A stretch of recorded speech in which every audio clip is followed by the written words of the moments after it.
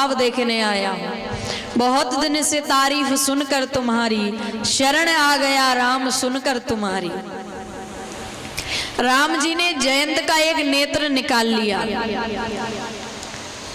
भोले बाबा पार्वती मैया से कहते हैं, देवी अपराध तो इतना बड़ा था कि उसका वध कर देना था, लेकिन भगवान इतने दयालु हैं कि एक नेत्र निकाला केवल।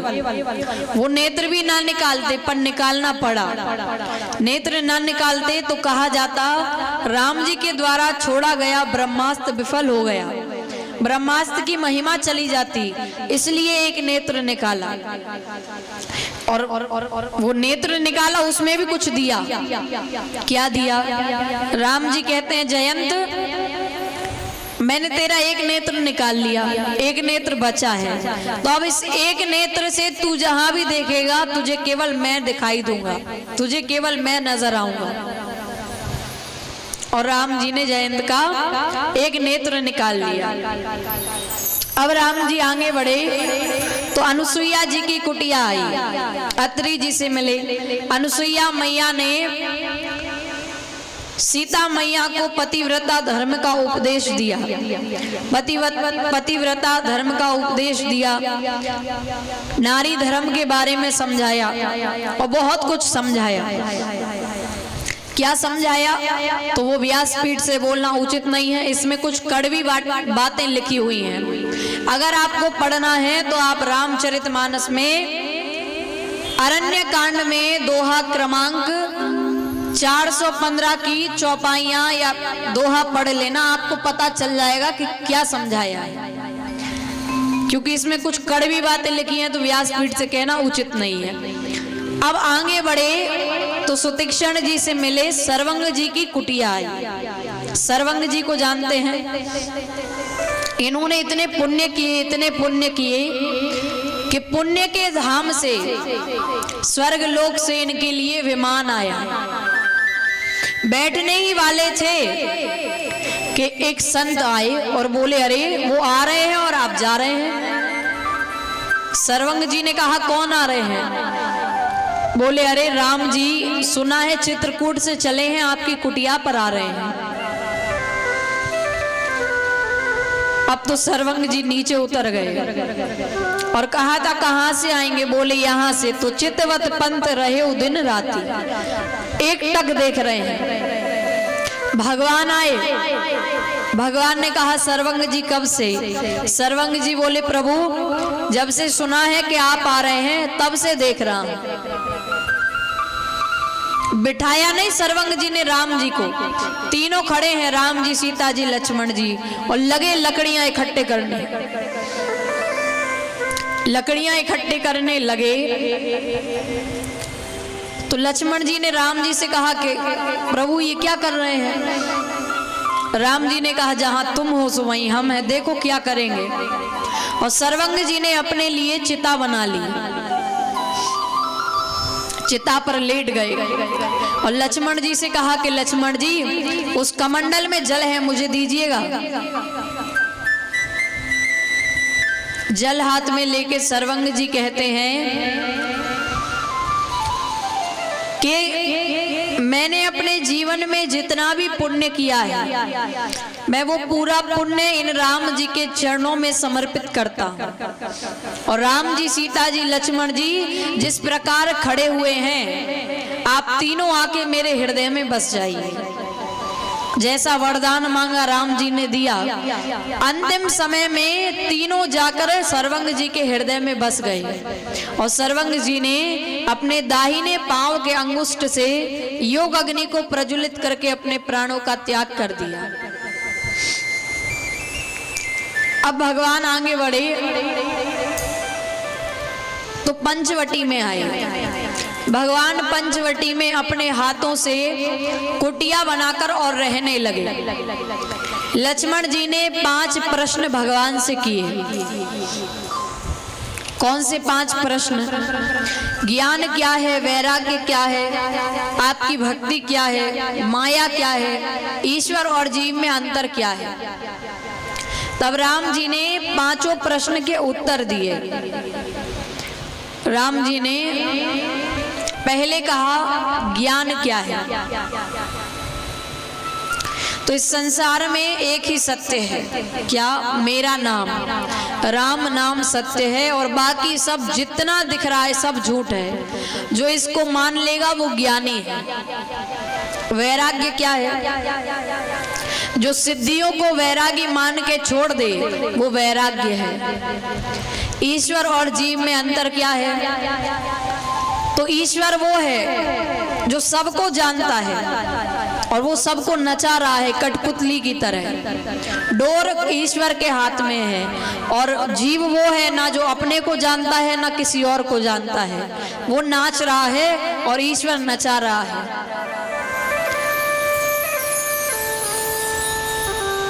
मैं कठपुतली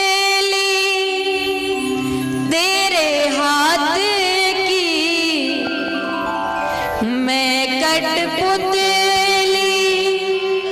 तेरे हाथ की, चाहे तू जैसे नचा ले मुरलिया वाले, जीवन है तेरे हवाले मुरलिया वाले।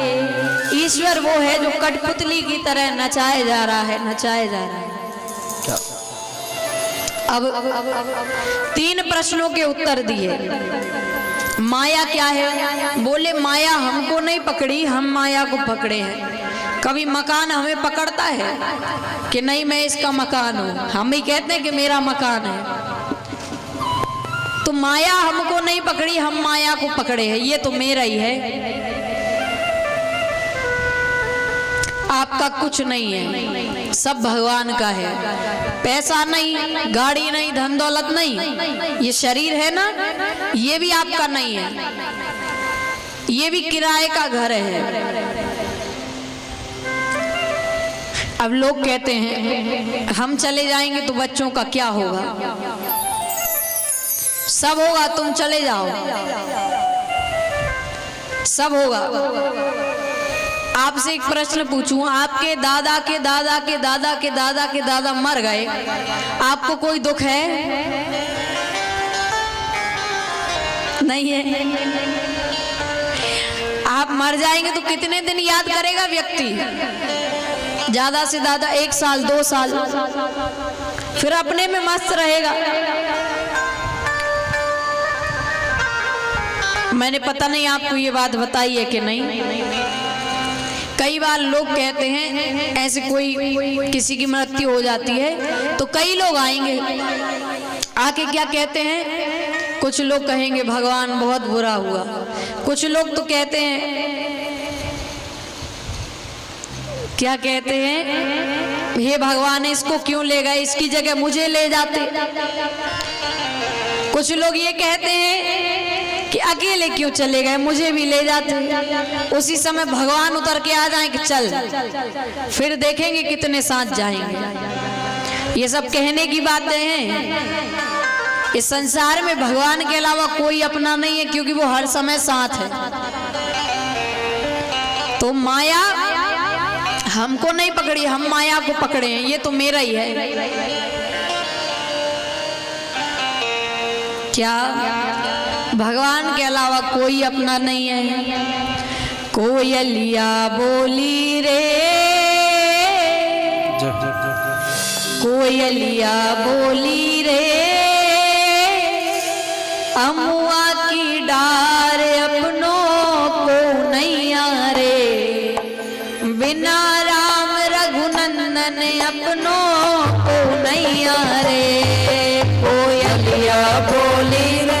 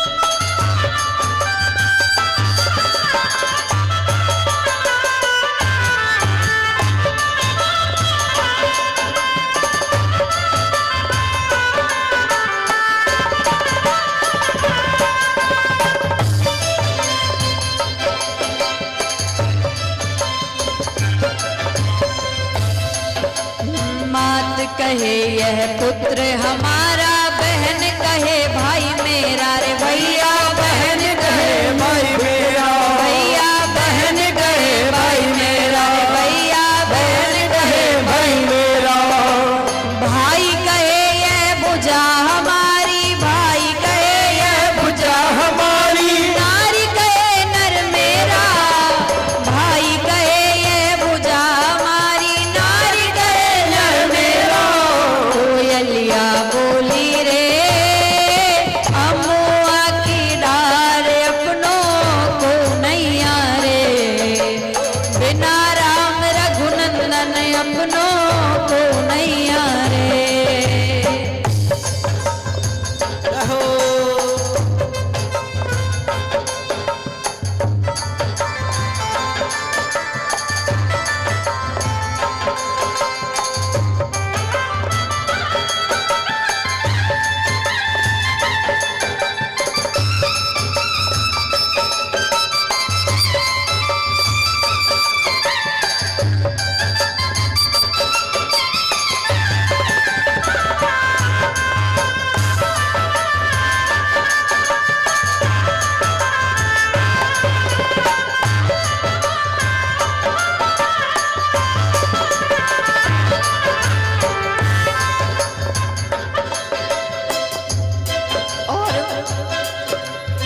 जाने के बाद कितने दिन तक कोई भी व्यक्ति रोएगा?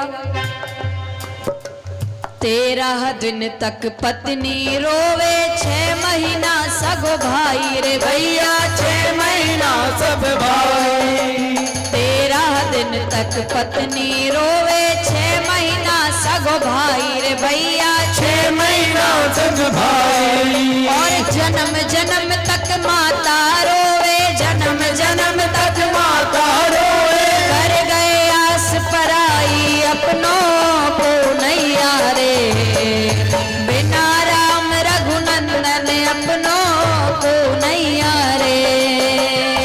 ना बात रघुनंदन अपनों को नहीं रे, बिना राम रघुनंदन अपनों को नहीं रे।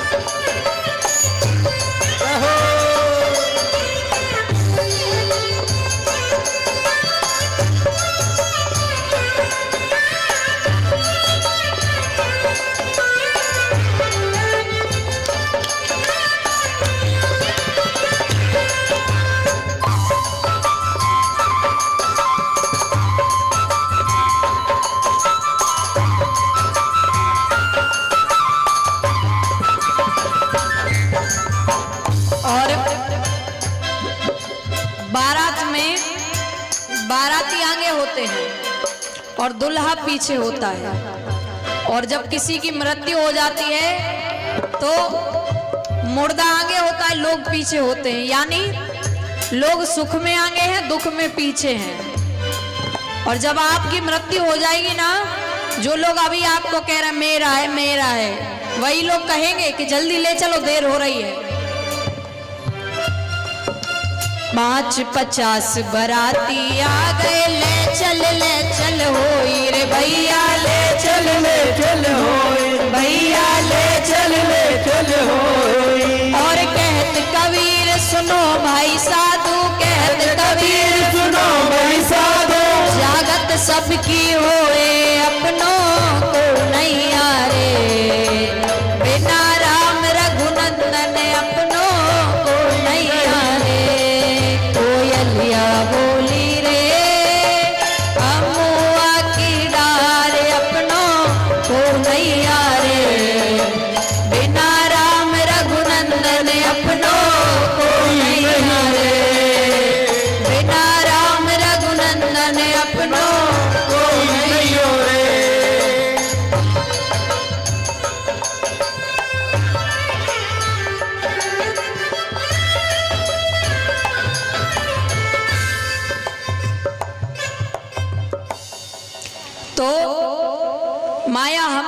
पकड़ी, हम माया को पकड़े हैं। माया के दो उदाहरण गोस्वामी जी ने दिए। पहला तोता कैसे पकड़ते हैं, दूसरा बंदर कैसे पकड़ते हैं। तोता पकड़ने वाला दो लकड़ियां लगा देता है और एक बांसुरी की तरह फोफली लकड़ी जिसमें बीच में छेद होता है वो लगा देता है। उसमें एक धागे से चारा लटका देता है। तोता आता है, लकड़ी पर बैठता है, चारा लेने के लिए झुकता है तो वो जो लकड़ी है वो भी घूम जाती है। तोता उस धागे पे लटक जाता है। अब तोता छोड़ नहीं रहा है। तोता उस धागे को छोड़ नहीं रहा है। क्या सोच रहा है कि छोड़ूंगा तो गिर जाऊंगा मैं। अब अकल क्या नहीं है कि भगवान ने पंख दिए हैं, उड़ सकते हैं, पर चारे को पकड़ के लटका है कि छोड़ूंगा तो मैं गिर जाऊंगा। आया तोता पकड़ने वाला, ले गया। अब दूसरा उदाहरण दिया बंदर का। बंदर पकड़ने वाला मटके, छोटे से मटके का जो मुंह रहता है उसको रख देता है, उसमें थोड़े से चने डाल देता है। बंदर आता है, चने निकालने के लिए हाथ डालता है तो ऐसे डालता है, हाथ डल तो जाता है लेकिन जब निकालता है तो ऐसे निकालता है, हाथ निकलता नहीं है। लेकिन उसने चने नहीं छोड़े। आया बंदर पकड़ने वाला, ले गया। तो माया नहीं कहती कि मुझे पकड़ो, हम माया को पकड़ के बैठे हैं, ये तो मेरा ही है। मेरी भक्ति क्या है, तो मेला ही जो संत होए अरुण उला, बिना किसी संत के मिले मेरी भक्ति नहीं मिल सकती। इसलिए कहते हैं कि संतन के संग लाग रे तेरी अच्छी बनेगी। संतन के संग लाग रे, संतन के संग लाग रे तेरी अच्छी बनेगी। संतन के संग लाग रे तेरी अच्छी बनेगी। संतन के संग लाग रे तेरी अच्छी बनेगी। संतन के संग लाग रे तेरी अच्छी बनेगी। अच्छी बनेगी तेरी बढ़िया बनेगी। अच्छी बनेगी तेरी बढ़िया बनेगी। राम चरण अनुराग रे तेरी अच्छी बनेगी। राम चरण लाग रे तेरी अच्छी बनेगी। हाँ, संतन के संग लाग रे तेरी अच्छी बनेगी। संतन के संग लाग रे तेरी अच्छी बनेगी।